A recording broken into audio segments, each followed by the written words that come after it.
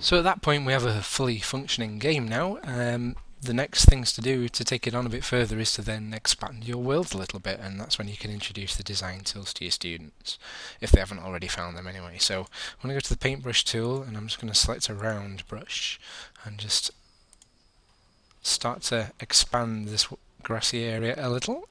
I'll zoom out of it. Now remember, on the screen you've got some instructions on the left there for all sorts of different things that you can do with the brush, such as change the size of the brush with the arrow keys, make things much faster. Pick a material from the terrain that you've already used, so that kind of helps you jump back between materials quite easily. So you can design any shape and any style of world that you want to create. It can have kind of paths like that in, or it can just be one big area if you prefer. A mix of both.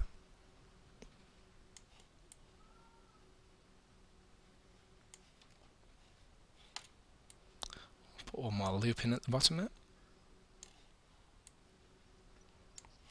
Now once you've expanded your area, you'll want to probably spread your apples out and move them around. So back on the Kodu tool, that just lets you drag them and make your game a bit more interesting so they're not all together in one place.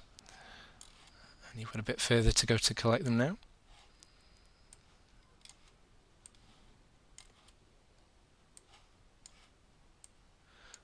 If you want to add extra apples, of course you can do that as well. One thing to note and remember if you do that is that you will need to go back and change the winning score bit of your program for both characters. So it's currently set at when they get 5 apples, that's a win. But if I'd added, another 10 apples to the game, obviously I'd need to increase that number. So it's not just getting 5 that wins. Okay, so we've kind of put land in. If you want to just alter it and improve it, we can put some hills in with the raising the hill buttons. That brings a nice sort of smooth gradual hill up if we use that one. So we can raise some areas up.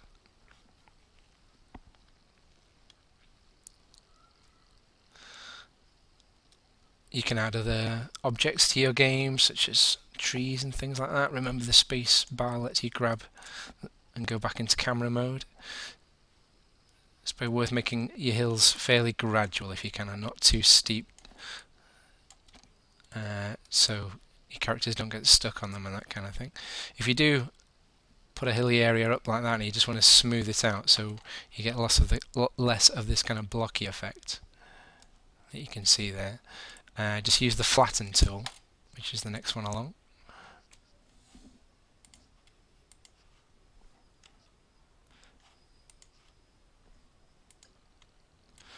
And that just levels an area out. Not levels it flat again, but you can see it's kind of bringing the blocks closer together, so it makes a much smoother and more gradual hill. Sometimes that's less important. It depends what kind of characters you've got in your game. Any of the driving characters, it's quite important to do that because sometimes they get stuck on the blocks. But you can see that's just sort of smoothing everything out. So it takes a little bit of time to do that, but worth doing it. Your environment ends up looking better, and it also functions better as a game if you've smoothed things as well. But that'll probably be okay for now. Okay, so we've got apples in, we've got an expanded area to explore and find them in now. What we might want to do just to make things more challenging is add some other opponents, some other characters, not to race against, but other things that are just going to make our job a bit more difficult. So I'm going to go back to the Kodus and click and add a character, and we're going to go into this section down the bottom right here, and we're going to add a cannon. And this cannon character is just going to be stationary. It's going to stay where he is. He's going to rotate and it's going to fire missiles from the spot that he's in. And we'll go straight in and program him.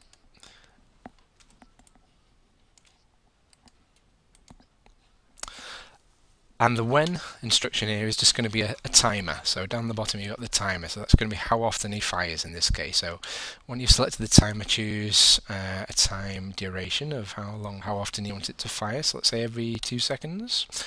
I'm going to choose shoot in the do instruction and select what to shoot. In this case I want to fire a missile. And I want to go to combat now and say what kind of missile it's going to be. If the default is it will destroy your character, which will end your game quite quickly. So rather than that, I want it to just be a stun missile, which will just kind of leave me dazed for a few seconds and then let me carry on.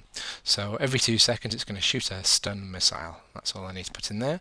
Underneath that, I'm going to miss out the when, so it does this next instruction all the time. I'm going to go straight to do. I'm going to just pick turn. and turn to the right, and that's it. So that's going to make my cannon rotate and fire his missile. So we just press play. You can see him down here in the bottom corner. There he goes, just turning around, and every 2 seconds a missile's fired out, and just missed my opponent on that case. So we've got one going there. Just to make things a bit more interesting, we're going to right click that cannon when I'm on the Kodu tool. I'm going to copy it, and that lets us go somewhere else and right click again and paste the cannon. And as you paste it in, it will also take the instructions that we've just added a moment ago to the second cannon as well, so it saves you having to program each one individually. Let's put one over here as well, a third, and we'll put one on top of this hill, a fourth up there. So you can put as many of those as you want in. You can reposition them and place them where you like. So I've got maybe 5 or 6 cannons in there now that will all fire at the same time every 2 seconds. You can see all that going off. So that's going to make life a bit harder for us as we're trying to collect our apples, because those missiles will be getting in our way as well.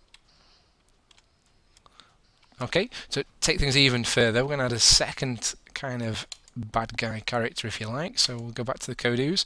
Same section, you've got some choices here which one you use, but I'm going to go for the flying saucer. I like this one because it hovers in the sky, so it's a bit of a different option to the cannons that we've just placed in. And these are actually going to fly around our world while we're trying to collect our apples, and they're going to drop missiles on us from above. So if we program our flying saucer here, I'm going to leave the when, so it will always move, which is going to be my instruction. So leave when, and the do is going to be move. The way it moves is going to be on a path, which we haven't created yet, but we'll do that in a moment. Second row, we're going to say when, and again I'm going to use the timer to activate how often he fires. We're going to go 1 second, so it's going to fire quite a lot. So every 1 second, just like before, we're going to shoot a missile. This time I'm going to tell it to be, tell it which direction to fire in. Because he's up in the sky, we need to drop it down from above, so choosing down will do that. And again, I'm going to make it a stun missile. So he's going to move on the path, and every 1 second shoot the missile downwards, and that's going to be a stun missile. So that path we've just kind of told it to follow a second ago, we now need to create that, which is a tool we haven't looked at yet. The blue icon here with the sort of 3 nodes connected by dots is how you create a path, and every time you click it will place one of these nodes onto your land. It will automatically should go up hills and things, and you're basically just creating a kind of dot-to-dot path of where you want the character to go. So it can be absolutely anywhere. It doesn't need to go around in circles especially. It can kind of go back on itself and cross over. Fairly random movements will kind of confuse the people playing your game, I suppose. And while we know the path at the moment, you'll quite quickly forget, once you're playing the game anyway, kind of where you've told it to go. It's not like you need a very good memory to have sort of awareness of where it went and to avoid it. So I'm going to join it up to my last node by kind of finding where I started. It'll flash yellow. If you then double click, it should seal that up as a path. Now, just managing the path, it can get a bit fiddly at sometimes. If you accidentally put a node down, or if you want to delete a node, just right click on the node and you've got the option to delete it there.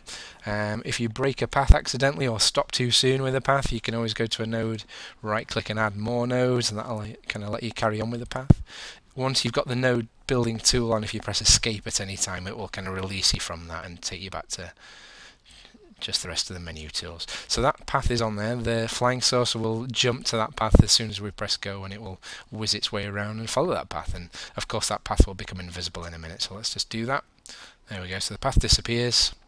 If I just zoom out, you see the flying saucer zooming around. Should head around that corner now. There he goes. Back around, and he'll just keep looping his way around that path because it eventually got back to where it started. And while he's going, he's dropping missiles from above as well. So again, just to crank things up a little bit with difficulty, let's just add some more flying saucers. So we're just going to copy him and paste him over there, and paste a few more around the area. They don't need to be right on the path when you paste them in, because they'll just find the path once you press go. space them out so they're all in different positions. You can adjust the height of them and that kind of thing if you want them to be closer to the ground or even higher up in the sky. If you did want to colour them, you can do that in the same way we did before as well. Okay, so let's just play that game now. Let's get our camera in a bit. Off we go. And I've got much more to worry about now, not just, oh, I got stunned there, so I'm frozen for a moment. I'll have to see whether I can get over this hill or not. I might need to just adjust that. I might be able to sneak around the corner there, just about.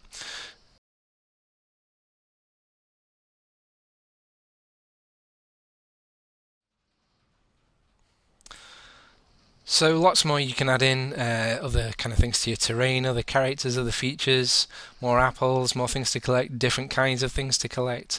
It's possible to put a timer in there, all sorts of different ways you can improve your game and extend your game.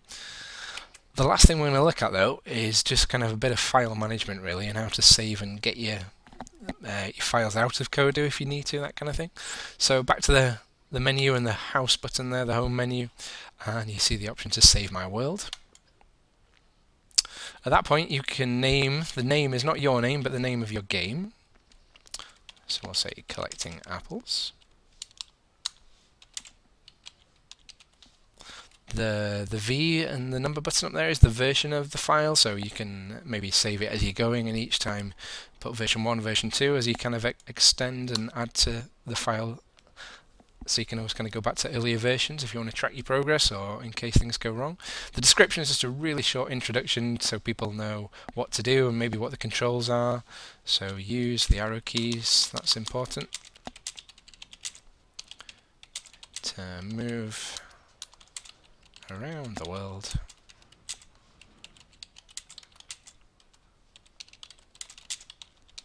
And collect the apples. Okay, the creator is your name, so my name's in there already, Neil Brown, and then I can save that. Now back to the home menu straight away. I'm going to exit to the main menu now.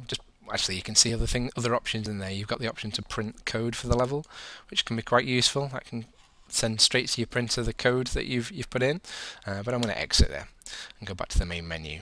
Now to kind of get back to that, when you return to load world, maybe next time you come to your computer, you'll see in the My Worlds option at the top button any files that you've created. So there's my collecting apples game I've just created there.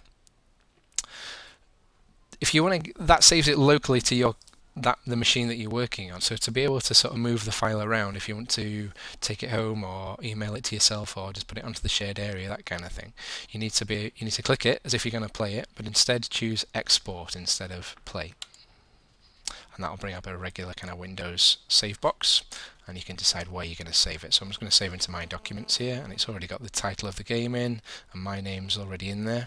The file extension is a .kodu file, so we'll just leave all that alone and just press save. And if I open up my documents, you can see there is Collecting Apples version 1 by Neil Brown. So that's saved it, that's exported it. If we imagine I'm on a different computer, so maybe I've emailed it to myself or I've taken it home on a memory stick, to get that file into your version of Kodu on a different computer, you need to select it, copy it. So I've just done Control-C there on my keyboard, and if I go to Saved Games, which is a folder that will be automatically created on your computer when you install Kodu, so that'll already be there in my documents. So go in there, click in Boku it says, and Player 1, and if you paste the file into that location, if you restart Kodu, then you should then find your file will show up. It'll either be in My Worlds or the Downloads section there. Probably in Downloads I think you'll find it, and that'll let you just open it up on a different computer and play it. The actual file is very small, it's just referencing things that are already in kind of Kodu, so very easy and quick, and doesn't take much to sort of share those between computers. They can fit in an email very easily if that's how you like to transfer things. But that's about all for this tutorial. There is more information on the Game on Kodu page, including other styles of games if you want to go on and look at those. But I hope you've enjoyed that, and I hope you have fun making some collecting games with Kodu.